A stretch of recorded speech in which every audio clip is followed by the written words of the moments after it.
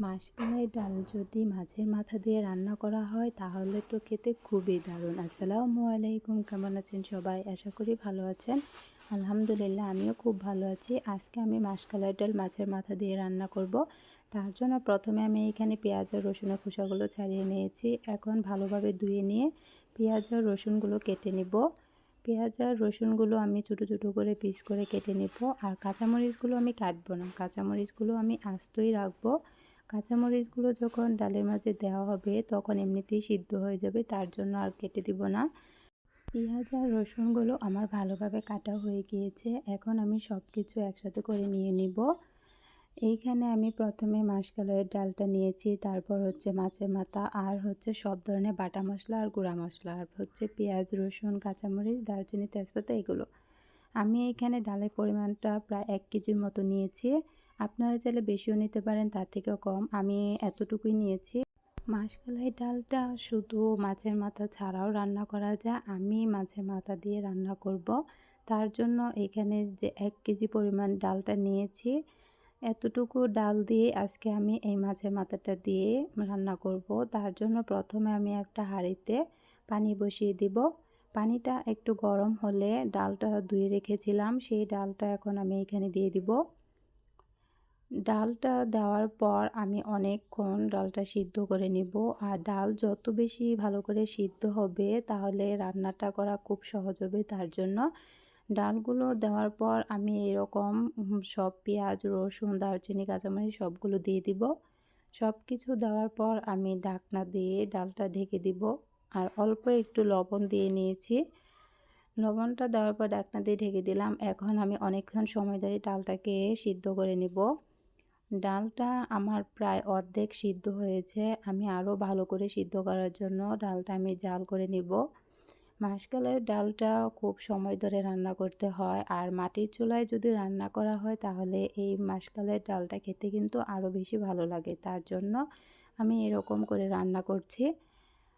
ডালগুলো আমি আরও সময় ধরে নিয়ে সিদ্ধ করে নিব, যাতে করে আমার ডালটা ভালোভাবে সিদ্ধ হয়ে যায়। তার জন্য মাটির চুলায় এরকম করে ডাল রান্না খুব সহজেই করা যায়। গ্যাসের চুলায় ডালটা রান্না করলে তেমন একটা স্বাদ হবে না, তার জন্য মাটির চুলায় আমি ডালটা রান্না করছি। ডালটা একদিক দিয়ে আমার সিদ্ধ হতে থাক। এখন আমি অন্য একটা চুলায় মাছের মাথাটা রান্না করে নেব। তার জন্য প্রথমে আমি একটি কড়াইয়ে তেল দিয়ে নিলাম। এখন এইখানে সব ধরনের বাটা মশলা আর গুঁড়া মশলাগুলো আমি দিয়ে দিব। গুঁড়া মশলা আর বাটা মশলাগুলো দেওয়ার পর আমি অল্প একটু পানি দিয়ে মশলাটা ভালোভাবে কষিয়ে নিব। মশলাটা ভালোভাবে কষাতে হবে যাতে করে মাছের মাথার ভিতরে ঢুকে, তার জন্য। মশলাটা আমার ভালোভাবে কষানো হয়ে গিয়েছে। এখন আমি মাছের মাথাটা দিয়ে দিব। মাছের মাথাটা দেওয়ার পর আমি অল্প একটু পানি দিয়ে ভালো করে কষিয়ে নিব। মাছটা ভালোভাবে কষানোর জন্য আমি ঢাকনা দিয়ে ঢেকে দিব। মাছটা আমি একটু উল্টে দিব যাতে করে দু পিঠ খুব ভালোভাবে হয়ে যায়, তার জন্য। মাছগুলো আমার ভালোভাবে কষানো হয়ে গিয়েছে। এখন আমি মাছটাকে একটু ভেঙে ছোটো করে নিব। মাছটাকে একটু ছোটো করে নেওয়ার কারণ হচ্ছে এত বড় পিস ভালো দেখা যাবে না, আর রান্নাগুলো খেতে তেমন একটা ভালো লাগবে না, তার জন্য আমি একটু ছোটো করে নিচ্ছি। এরকম করে ভেঙে মাছের মাথা দিয়ে মাসকলাইয়ের ডাল রান্না করলে খেতে কিন্তু খুবই দারুণ হয়। আর আমার মাছটা ভালোভাবে কষানো হয়ে গিয়েছে। এখন অল্প একটু পানি দিয়ে আমি মাছটাকে আবারও রান্না করে নেব। মাছের মাথাটা যত ভালোভাবে কষানো হবে খেতেও কিন্তু খুব ভালো লাগবে। মাছের মাথাটা আমার ভালোভাবে কষানো হয়ে গিয়েছে। এখন আমি চুলাটা অফ করে দিয়ে নামিয়ে নিব। রান্নাটা যদি এরকম করে করা হয় আর মাসকলাই ডাল দিয়ে যদি রান্না করা হয় তাহলে তো খেতে খুবই ভালো লাগবে। রান্নাটা আমার হয়ে গিয়েছে, আর এদিকে আমার ডালটাও ভালোভাবে সিদ্ধ হয়ে গিয়েছিল। এখন আমি ডালটাকে এরকম একটা ঘুটনির সাহায্যে ডালটাকে ঘেঁটে নিচ্ছিলাম। ডালটা ভালোভাবে সিদ্ধ হলে এরকম করে ঘেঁটে দিলেই ডালটা ভালোভাবে হয়ে যায়। এখন আমি রান্না করা মাছের মাথাটা আমি ডালের মাঝখানে দিয়ে দিব। ডালের মাঝখানে দেওয়ার পর আমি এখন ভালোভাবে নেড়েচেড়ে ডালটাকে আবারও অনেকক্ষণ সময় জাল করে নিব। ডালটা রান্নার উপর ডিপেন্ড করবে কতটা স্বাদ হবে। যত বেশি জাল হবে ডালটা খেতেও খুব ভালো লাগবে। মাসকলাইয়ের ডালটুকু আরেকটু হওয়ার জন্য আমি আবারও ঢাকনা দিয়ে ঢেকে দিলাম।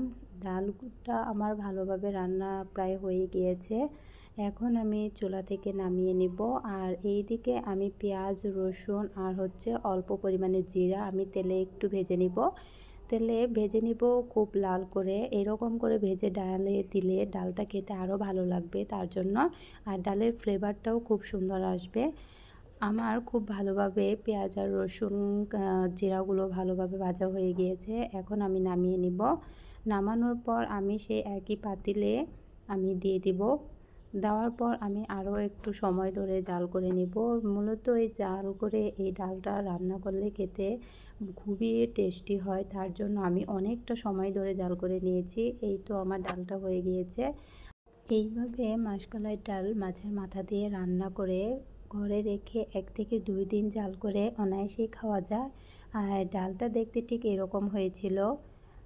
মাসকলাই ডাল মাছের মাথা ছাড়াও রান্না করা যায়। আমি মাছের মাথা দিয়ে রান্না করেছি। যদিও ডালটুকু রান্না করার জন্য অনেকটা সময় লেগেছে, তবে খেতে কিন্তু খুব দারুণ হয়েছিল। আজকে আমার মাসকলাই ডাল রান্না করার রেসিপিটা আপনাদের কেমন লাগলো অবশ্যই কমেন্ট সেকশনে গিয়ে জানাবেন।